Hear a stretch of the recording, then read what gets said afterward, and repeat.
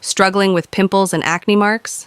Here's a super quick, all-natural scrub that takes just 2 minutes to prepare, and it works like magic. You only need 3 ingredients that are probably already in your kitchen. 1 teaspoon honey, antibacterial and soothing. 1 teaspoon cinnamon powder, fights acne-causing bacteria.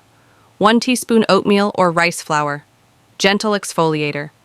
Mix them well to form a paste. The texture should be slightly grainy, not too runny. Gently apply the scrub to your clean face. Focus on acne-prone areas. Massage in circular motions for just 1 to 2 minutes. Massage for 2 minutes. Avoid harsh rubbing.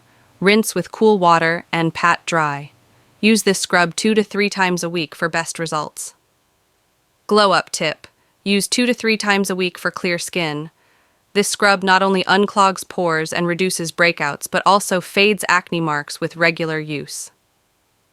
Unclogs, pores, fights bacteria, fades, marks natural glow. Say goodbye to pimples and hello to clear skin, naturally. Like, share, and don't forget to subscribe for more quick skin remedies.